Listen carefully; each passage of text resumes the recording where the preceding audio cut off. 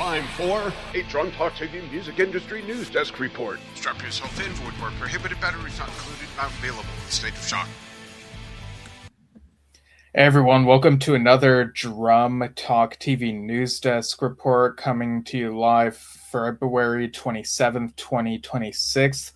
We've got some music industry news to talk about in the show, such as Rush naming their new keyboardist. There's some Rock and Roll Hall of Fame news. And of course, we'll talk about what's up at Drum Talk TV and Drum Talk TV Brilliance and share this day in music. So thanks for tuning in, everyone. I'm Steven, and this is Shylee Graf. Shylee, how are you?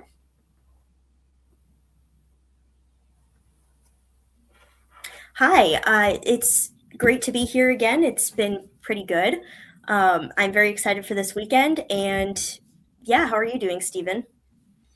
I'm doing pretty good, and yeah, always excited for the weekends to get a refresh. You know, it's nice to have those breaks in between things so that we feel refreshed and stronger, like getting to the next thing. But yeah, so everyone tuning in, we actually over at Drum Talk TV Brilliance are looking for 100 beta testers for our Drum Talk TV Brilliance arcade, and this will include some games, some puzzles, some brain teasers. This is different from the game shows. It's more like stuff you can like click on your laptop type of thing. But yeah, if you go to drumtalktvbrilliance.com, click the sign up for email list button, and after you fill out the form and submit, we'll get you on the email list. We'll send out an email and you can reply with the words beta me, and we'll be sure to put you on the list of beta testers and you'll wait for their instructions. So lots of fun there. And speaking of fun, now it's time for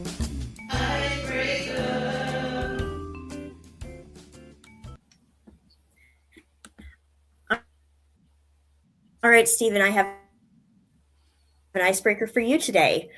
So recently I found myself eating some in the background for doing homework and studying, things like that. So I was wondering if you have anything that you put on in the background that's maybe something outside of what you normally listen to, if it's instrumental, if it's possibly in a different language, and what that was. oh, that's a good question because I feel like recently over on YouTube, there's kind of been a trend the last few months of people creating these like soundscape soundtracks that are inspired by movies and TV shows and stuff like that. There was one that felt very Twin Peaks inspired, so it felt very mysterious and ethereal. And you also get those videos where it like they title it something like you went back in time to 1995 and nobody was there, or like nighttime in 1987 or something like that. And I kind of like those because it's like you don't have to pay too much attention to them, but they feel pleasing enough like to have as some sort of atmosphere while you're working on stuff. How about you?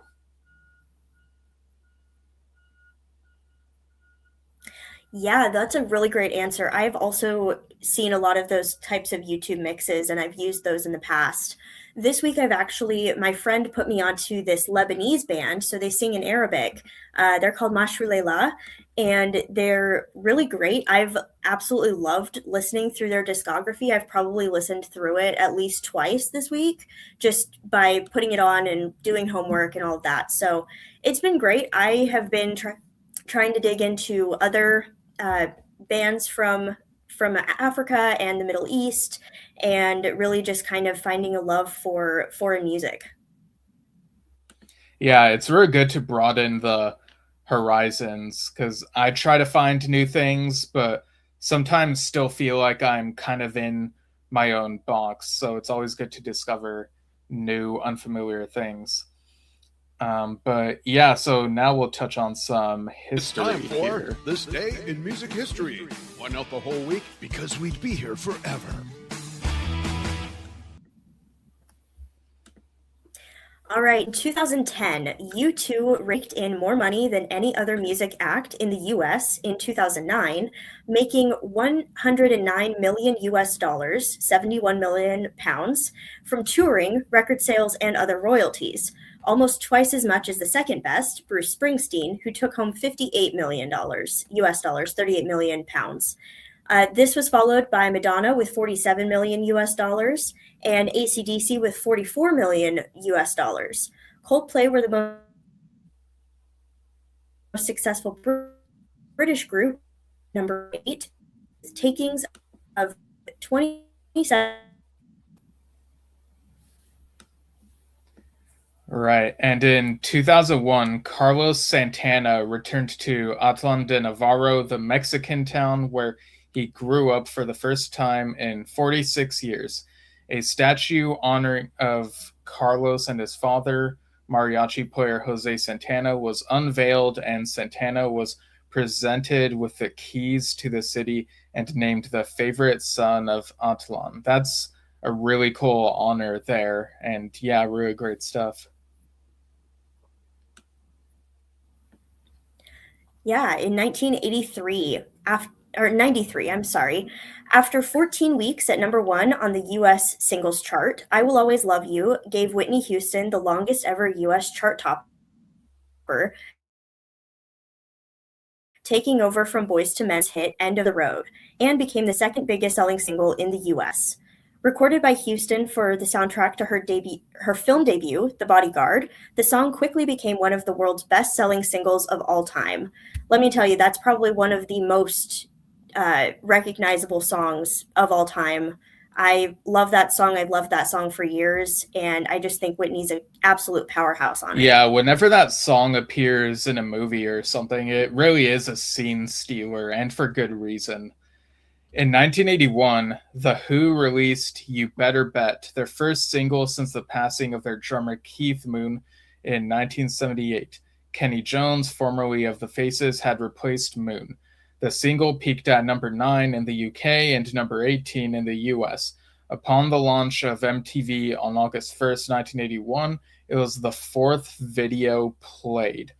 Yeah, that's quite a transitional period for The Who, after, losing Keith Moon. But yeah, they were still able to put out this music. And MTV, that was when they played music videos and that hit the air. Like, that was such a time, the production value could really range in different ways, I think.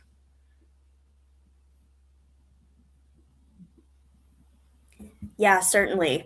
Jumping back to 1972, Led Zeppelin appeared at Sydney Showgrounds in Sydney, Australia, with over 25,000 fans attending the show. Jimmy Page appeared clean-shaven, having shaved off the beard he had been growing since the summer of 1970. Sometimes people just want to change with their hair, and I'm sure it was kind of a shock to fans, but I'm sure it grew on them nonetheless. Yeah, which is ironic that it would grow on them, given it's like a clean-shaven look. In 1971, 5 months after her death, Janis Joplin started a 9-week run at number 1 on the US album chart with her second and final studio album, Pearl. Joplin sang on all tracks except Buried Alive in the Blues, which remained a full tilt boogie instrumental because she died before adding her vocals. That's really unfortunate that she wasn't able to do the vocals before passing. It kind of feels like one of those big what ifs now.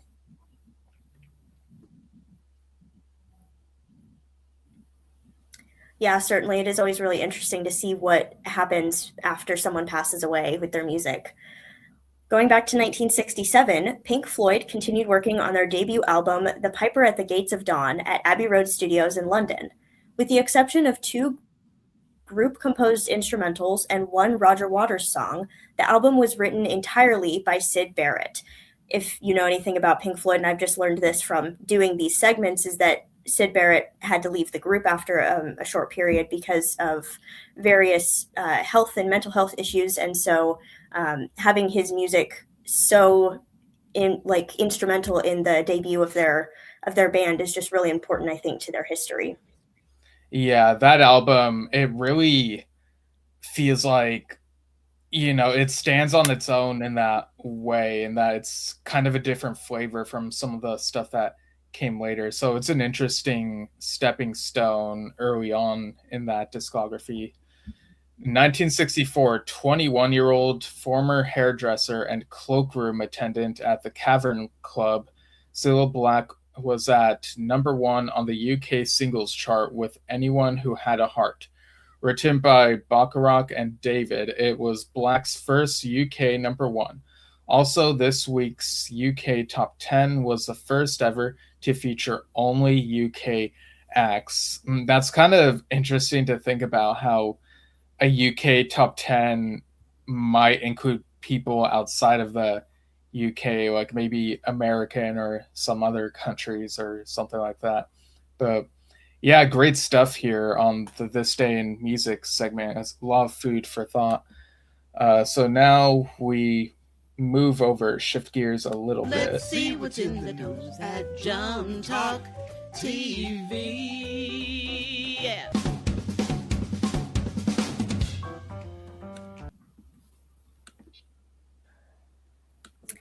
All right, participate in our monthly drumming challenges. Send in your submissions to the Trick of the Tail Drumming Challenge, celebrating 50 years of Genesis's pivotal album.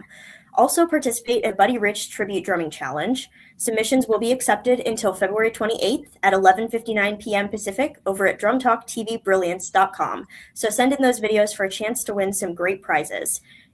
Folks, you've got two days. Submissions end tomorrow night, so definitely send those in. Free members can submit up to 2 videos for each challenge, and premium members can send as many as they'd like. Here's a video with more information. Show us your drumming tricks in a Trick of the Tail Tribute Drumming Challenge. Competition open February 1st to February 28th, 2026, 11:59 p.m. Pacific Standard Time.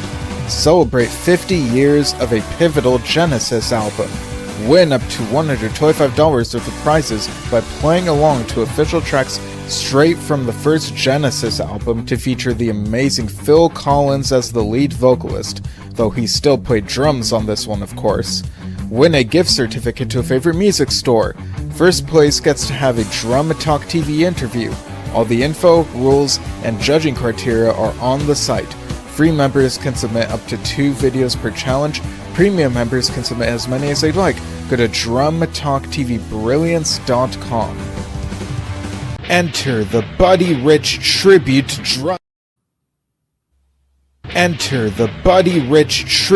Drumming Challenge. Competition open February 1st to February 28th, 2026, 11:59 p.m. Pacific Standard Time. Win up to $125 worth of prizes by playing along to official tracks featuring Buddy Rich on drums. Delve deep into his discography.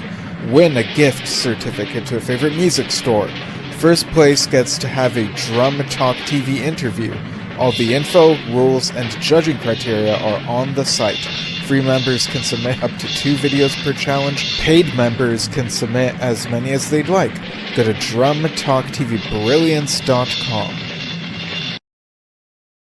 Right, so go ahead and submit, folks. And we recently announced the Ringo Star Challenge winners. So the winners for these, if there end up being enough participants, would ideally be in mid-March. So yeah, get those submissions in so that we can do this. All right. Now, another thing going on is our next game show is coming up on Tuesday, March 3rd at 6 p.m. Pacific, 9 p.m. Eastern. Go to drumtalktvbrilliance.com, navigate to the events calendar page, and RSVP for this Trios-themed game, which is a Majority Rules edition. And the way that works is, instead of necessarily always picking what is the correct answer, you pick the answer which you think most of the players present will choose, and you'll get more points if you go with your right hunch on that. So you can also RSVP through the events page, which you can find on our Facebook page. And this game is all about reading the room, like we said.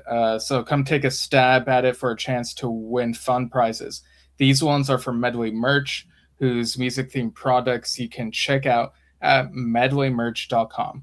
Here's a video about one of their products, such as the concert journal. What concert would be your first entry if you had an ultimate concert journal? Your most recent concert? Your next concert? Or would you go way back like me and enter your first concert? For me, it was Led Zeppelin. Now you can with the I Was There personalized music performance diary premium hardcover book. This is for all live music fans who experience live shows from clubs to stadiums. And what an amazing keepsake, and it makes a great gift. Use Drum Talk TV 25 at checkout for a one-time 25% discount, so load up. Get yours now via the link in the post. All right. And again, speaking of games, we have the Drum Talk TV Brilliance Arcade, which we're beta testing. And again, folks, all you need to do is go to drumtalktvbrilliance.com, sign up for our email list. It's one of the first buttons, and do that by tomorrow night, Saturday, February 28th, 8 p.m. Pacific Standard Time, and an email will go out to you. You can reply with the words beta me, and we'll put you on our beta testers list, and you'll await further instructions. Lots of exciting stuff going on. Last Wednesday, Dan conducted 2 interviews. The first one was with Nick Potters, the drummer of Spock's Beard. The other was with Chris Califas, author of the new book, Raising a Musical Child, A Parent's Guide to Enhancing a Child's Intelligence Through Music. You can find these on the Drum Talk TV Facebook page and YouTube channel. Sounds like really exciting, great interviews, so definitely go check those out. Yeah, those were great combos. Like, both Nick and Chris, they're really great conversationalists, so those are very fun to watch. And over on Yes Shift, which is a Yes/prog rock podcast that Dad and I do, which we simulcast on Drum Talk TV, we had to reschedule the interview with Oliver Wakeman to better align with stuff that's in the works. So we're working on that, but I'll be going live tomorrow, Saturday, February 28th, 10 a.m. Pacific, for a Yes Shift news episode, which will talk about stuff like, reminding people that The Wicked Forest, an album that features a couple Yes members, is now out today. It's a Leon Alvarado album, also features the late Johnny Bruns on guitar, and also include my Tales from Topographic Ocean Super Deluxe Edition review amidst that news episode. And then on Tuesday, March 4th at 6 p.m. Pacific, 9 p.m. Eastern, Dan and I will do a Yes Shift episode talking about the classic Yes lineup reunion period and shows that took place in 1996. They took place in San Luis Obispo in March of that year. So kind of doing a 30th anniversary thing for that period. 30. Very exciting. Yeah, very exciting. Yes. And on the morning of Wednesday, March 5th, we'll be posting an interview on our social media that Billy Amendola did with drummer Jimmy Paxson, who has worked with Stevie Nicks, The Chicks, Beyonce, and many more. So definitely keep an eye out for that. That sounds like an awesome interview. Yeah, definitely keep an eye out for that Thursday morning. And we at Drum Talk TV also want to remind you that the Las Vegas Drum Show is coming up Sunday, March 29th. Here's it'll have exhibitors and drummers like John Sermonaro, Nick DiVirgilio, and Rick Latham. And there's info at lasvegasdrumshow.com. And here's a little video about the Las Vegas Drum Show. The Las Vegas Drum Show is happening on Sunday, March 29th, 2026 at the Tuscany Suites and Casino in fabulous Las Vegas, Nevada. We will have leading percussion industry exhibitors, a drum clinic, master classes, raffle prizes, meet and greets, and miscellaneous drum show shenanigans. After all, it's Vegas. What can possibly go wrong?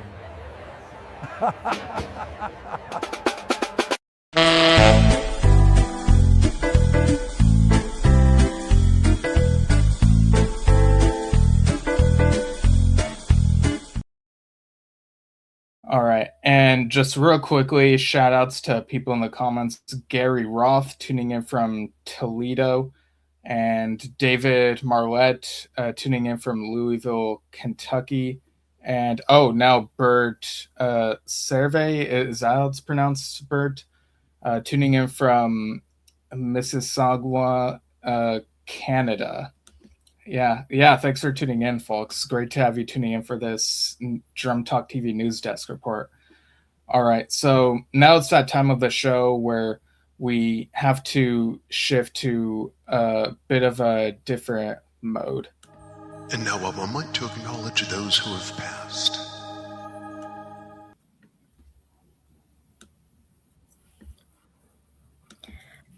All right. Oliver Power Grant, founding member of the Wu-Tang Clan, passed away this week.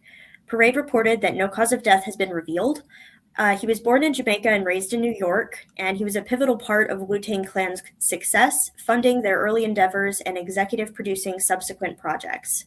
He also acted in a few films, including 1998's Belly, 1999's Black and White, and 2017's An Imperfect Murder. OK Player, an outlet dedicated to music and culture, posted on Instagram about Grant's death. Quote, "We are saddened to announce the passing of Oliver Power Grant, visionary, entrepreneur, and co-founder of the legendary Wu-Tang Clan," they wrote. "A driving force behind one of the hip-hop's most influential movements, Power helped build a global legacy rooted in independence, ownership, and culture. His belief in creative control and community empowerment helped shape not only a group, but a dynasty that changed music forever," unquote. Grant was 52 years old. Yeah, that's quite a loss for sure. And we also have rapper Lucifer, known for his 2021 track Body Parts, who passed away on February 22nd. USA Today reported that his passing is still being investigated and the cause of death has been deferred.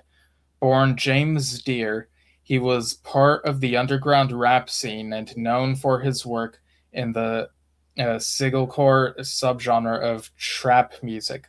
Body Parts, released through Atlantic Records' Bad Rum Records venture, was certified gold by the Recording Industry Association of America in 2024. His song All Eyes on Me also made waves on TikTok after its 2020 release. The most recent single he shared on Spotify was Sleeve, released February 3rd. He also remained active on SoundCloud, sharing new tracks as recently as February 15th.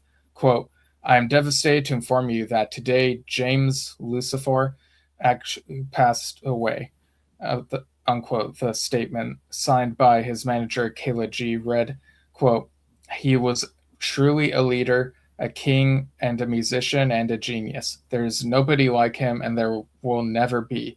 We all loved him dearly. Rest easy. Please allow family and friends privacy and patience during this difficult time," unquote. Deere was 23 years old. And it's so tough to put into words. You know, what do you say when someone has passed away that young? It's just really tough to fathom because, you know, it just shouldn't happen. It's really unfortunate, you know? Yes, definitely. And I mean, obviously, he was making some big waves in the music industry, and I think he could have gone a lot further, but unfortunately, this tragedy got in the way of that. So he will definitely be missed by many. Yeah, definitely.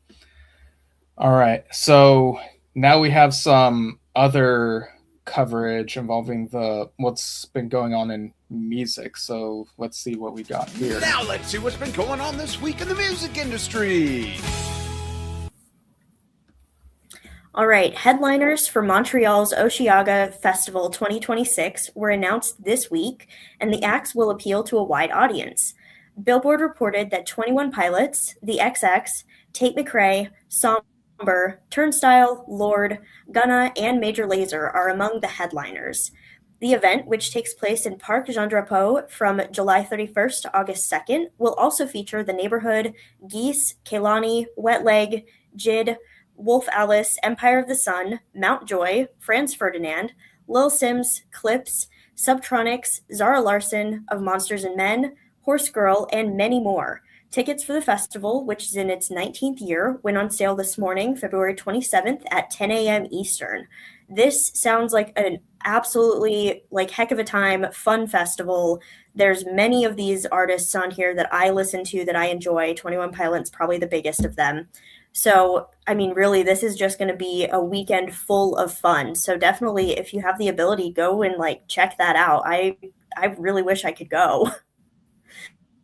Yeah, that's quite a lineup there. The Rock and Roll Hall of Fame 2026 nominees have officially been announced, with a hefty 17 acts being named this year. Billboard reported that 10 of these nominees are first-time nominees, while the other 7 have been nominated at least once before.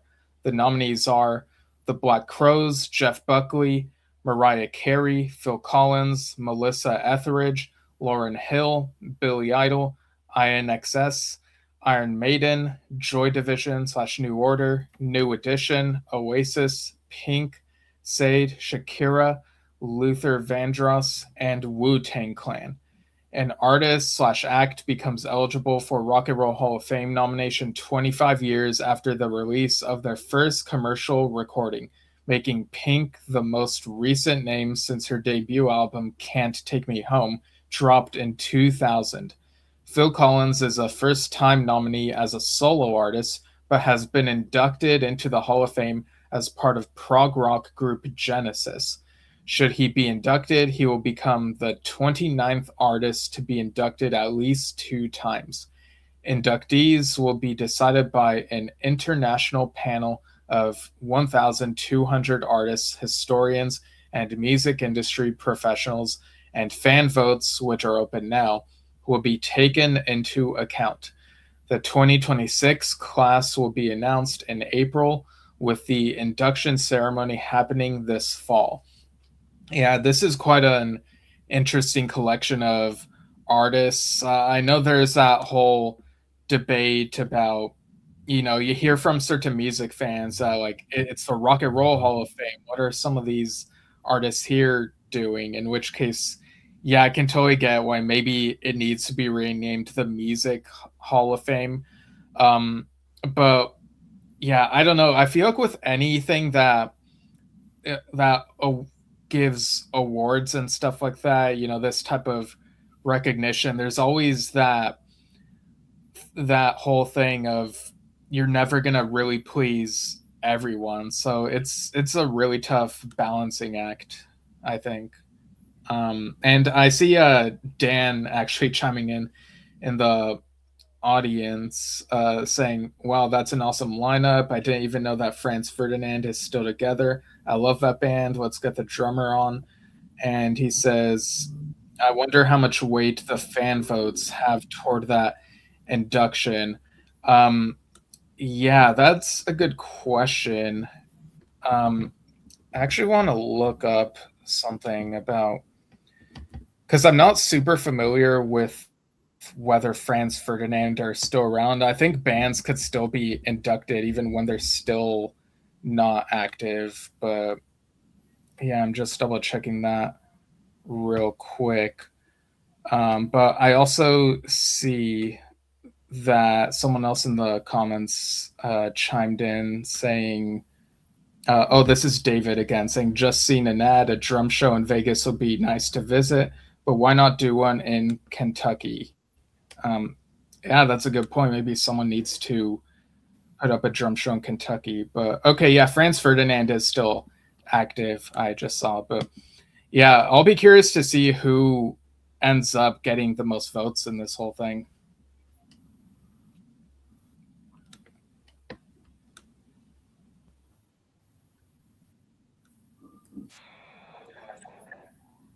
Yes, certainly it is a very interesting debate to see online. And I think the Franz Ferdinand thing was in relation to the festival lineup in Montreal coming this summer. So they are definitely still together and set to play at that festival. All right, moving Okay, on. yeah. Pink Pantheress, the British singer-songwriter and record producer, became the first woman to win the Brit Awards Producer of the Year prize. Billboard reported that she will be honored and presented with the award at the ceremony in Manchester on February 28th. This accolade was first awarded in 1977 and has only seen male winners, though Kate Bush and Goldfrapp are among women nominated for the award over the years, ultimately not collecting the prize. Pink Pantheress is also the youngest person to win the award at 24 years old, beating the previous record holder Steve Levine, who was 25 at the time of his win in 1985. Pink Pantheress' first official release came in 2021, and she started making music at age 17 on GarageBand. Her 2025 mixtape Fancy That was nominated for a Mercury Prize last year and reached number 3 on the UK albums chart. This is an up-and-coming artist that I think has a lot of talent. I've not heard much from her, but I do actually know that Olympic gold medal figure skater from the U.S., Alyssa Liu, she skated to one of Pink Pantheress' songs, I think, during the Olympics. So very exciting there. Okay. Yeah, I'll have to give some, I guess, more new music a listen because it's kind of a blind spot for me. But yeah, that's really cool. Dave Grohl addressed Josh Freese's departure from Foo Fighters for the first time. Billboard reported that Grohl spoke on it in an interview with Zane Lowe, explaining that the decision to move forward with a different drummer, quote, didn't happen overnight, unquote. Freese stepped into the role in 2023 after the passing of Taylor Hawkins, but was let go in May 2025, saying, quote, no reason was given, unquote.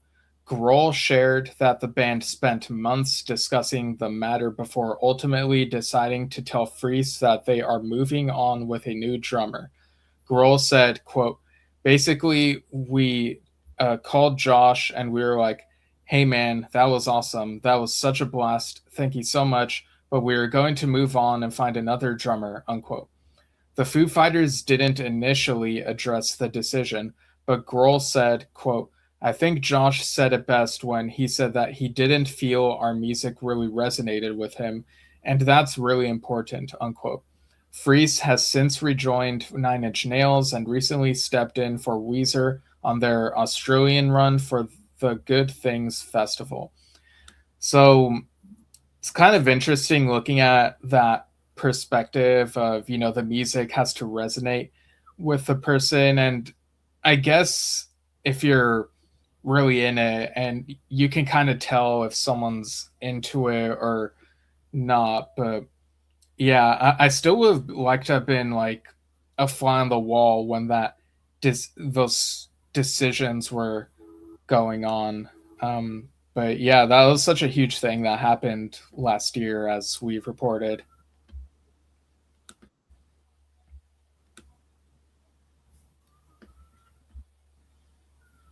Yes, definitely. Also, speaking of Dave Grohl, he recently spoke about his daughter's music career just weeks after she dropped her most recent single. Billboard reported that in an interview on the Girls Show on Radio X, Grohl shared that he found out that Violet Grohl had created an LP and signed with a record deal all on her own after meeting producer Justin Raisin. He said, quote, she met the producer and they would go to the studio every day and make songs, and she would send me songs when she was finished. But I had absolutely nothing to do with this record at all. I had no idea, unquote. Violet signed with Republic Records and released 2 singles in January and is currently working on her debut album. That's very exciting news. We did talk about her a couple weeks ago on this news desk. So, you know, very exciting to hear that he's proud of her and that she is completely taking the reins in her own career and going her own direction. You know, I'm sure there's probably some influence just simply by having Dave Grohl as your dad, but Right. you know, she's really just kind of taking it her own direction and creating her own art and genre, I'm sure. So this is very exciting for her. Yeah, she's got a lot ahead of her for sure. And Rush is indeed expanding their lineup, announcing this week that Lauren Gold will join legacy members Geddy Lee and Alex Lifeson on tour on keyboard. Ultimate Classic Rock reported that they also expanded their 50-something reunion tour into 2027, adding new dates in South America, the UK, and Europe. Gold has previously appeared on a string of live The Who projects, having toured with Roger Daltrey since 2009 and The Who in 2012. He has also worked with Chicago, Kenny Loggins, Don Felder, Taylor Hicks, and even Hilary Duff, among others. Annika Niles has stepped up as the band's drummer, filling in for the late Neil Peart. These tour dates are the group's first in 11 years, kicking off June 7th in Los Angeles. Yeah, when the tour was first announced, they alluded to the idea of maybe bringing on a keyboardist, and some of us were speculating, like, well, who could that be? And this was definitely not a name I saw coming for this, so it's really interesting, especially after The Who did their whole farewell thing. And yeah, I've also seen a couple of fans suggest that maybe they should hire someone to help with the vocals, since there might be certain things that Geddy might not be able to sing the same way anymore. But either way, I'm really excited to see this configuration, like how they handle things for this upcoming farewell tour. Even if I really hope they get it on video. They've got to put out a really cool concert video for this.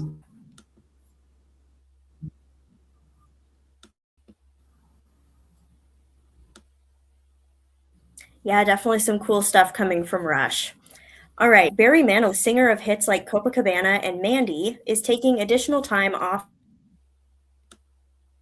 to recover from cancer-related surgery. Billboard reported Manilow is postponing the first bunch of arena dates from February 27th through March 17th. After what he described as a, quote, very depressing doctor visit, his surgeon told him that he's doing great after surgery, considering what he's been through, but doing 90-minute set crowds would be too much for his lungs. Quote, deep down, I wanted to go back, but my body knew what my heart didn't want to admit. I wasn't ready, unquote, Manilow wrote in his statement. Quote, I'm so sorry I have to reschedule some of these first arena shows again, unquote. His doctor advised that it is still likely that he will be able to play his Las Vegas shows March 26th through 28th and April 2nd through 4th. Manilow was diagnosed with early-stage lung cancer in December and underwent surgery in January to remove it, though he bounced back quickly from his procedure. We talk about this all the time,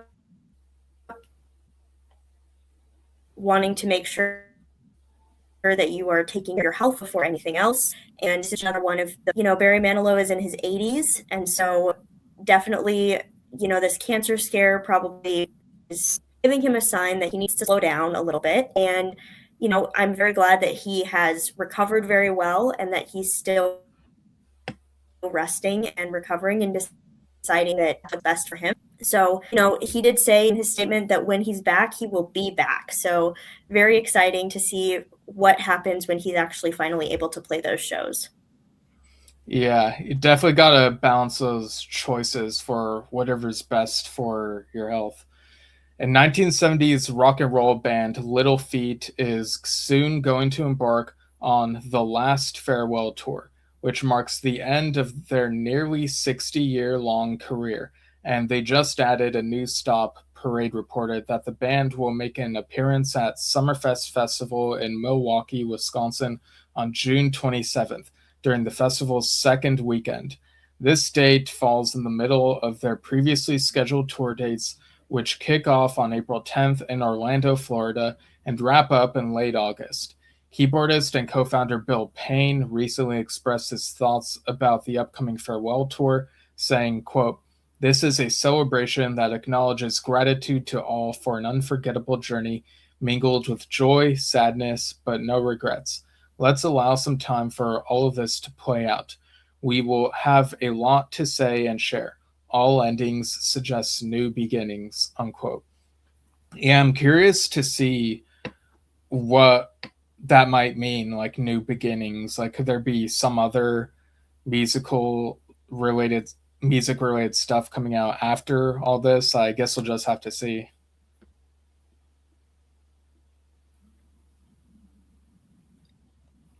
Yeah, definitely. And this is very exciting. Summerfest is a pretty big thing up where I'm at. I'm in Beloit, and so only about an hour south of Milwaukee. So I have a handful of friends who went to Summerfest last year and saw some big headliners. So, we definitely keep up on who's going to be there. So this is very exciting to see that this band is adding this stop to their farewell tour. And yeah, like you said, maybe it means solo projects for their new beginnings. Who knows? We'll just have to keep an eye out on this band and their members. Okay, Dolly Parton's Jolene is arguably her most recognizable song and certainly the most revamped one. Well, we're getting another perspective on the story according to Parade. Singer Bells announced her version of the song Son of Jolene on social media earlier this week, featuring Jolene's son, who inherited her looks and lack of respect for others' relationships. Bells shared a video standing in front of the same kind of microphone Parton used and standing in the same studio where she recorded the song. The new song made it to Parton's producer, got her seal of approval, and she decided to sing on it. Quote, "When I heard Son of Jolene, I thought it was very clever," the icon said. "No one had ever thought of it that way," unquote. The original song was inspired by a bank teller who would flirt with Parton's husband, Carl Thomas Dean. There's no specific release date yet, but the track is available for pre-save on major streaming platforms. This is very exciting. I think that video shared a little bit of a clip of Bells singing, but apparently Bells has heard Dolly Parton's vocals and her addition to it. That's not available for the public to listen to until the release, but she did say that she's excited and that Dolly took on a lot more of the song than she expected. So very exciting to hear what this sounds like, what comes of it. Jolene is a really great song. I've sung it in my a cappella group here at the college. It's a fun song and it's been done a lot. So I'm very excited to hear a completely new take on the whole thing. Yeah, it's definitely an iconic song. And Dan is chiming in again saying, I really thought Rush would bring on Hugh Syme, who did all their album covers and played early keys. Yeah, I remember you mentioned that, Dad. I personally, I think that would have been interesting, if he is able to still do that, but I never really strongly thought that he would be the keyboardist. I kind of assumed they would just go with someone younger, but yeah, now we have our answer here. Now, this week, Metallica finally confirmed the long circulated rumor of a Las Vegas residency. USA Today reported that the Sphere residency, dubbed Life Burns Faster, will play an initial 8 dates: October 1st, 3rd, 15th, 17th, 22nd, 24th, 29th, and 31st. The band will be the first hard rock act to play the venue. They will continue their no repeat weekend tradition established at the kickoff of their M72 World Tour, with no songs repeated on each Thursday and Saturday throughout the run. In a statement accompanying the news, Lars Ulrich said, quote, "About 12 seconds into the opening night of Sphere with U2 back in 23, I thought, we have to do this. It's completely uncharted territory. This residency gives us another chance to reinvent how we interact with our fans in a live setting. We're beyond excited to share this with the world in 6 months' time, and way expletive psyched to go next level," unquote. Yeah, we've been hearing a lot about stuff going on at the Sphere, so that's really interesting Metallica news there.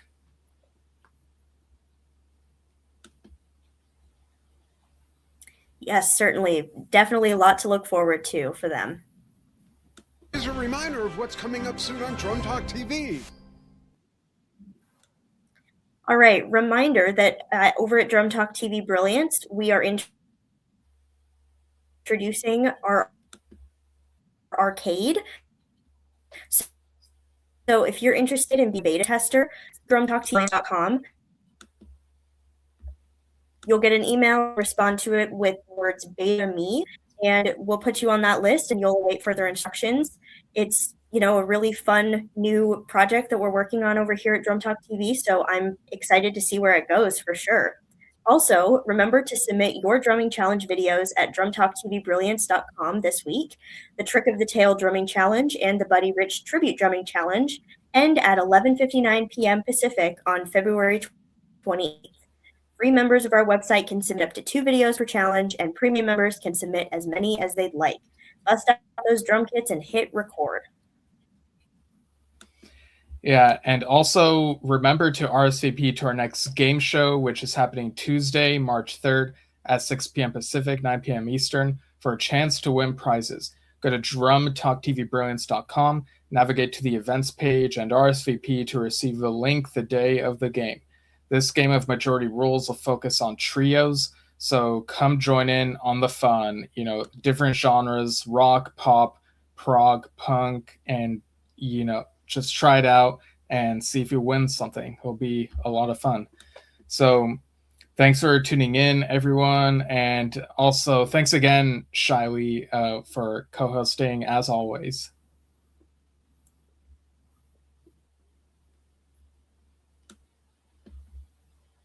Yeah, thank you, Stephen. It's been really great. I enjoy doing this. And thank you to everyone who tuned in and,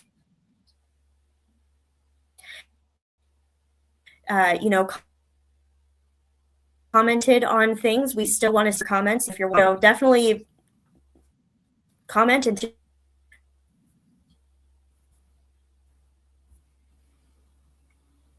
Right. All right. We'll see you all soon, everyone. Take care.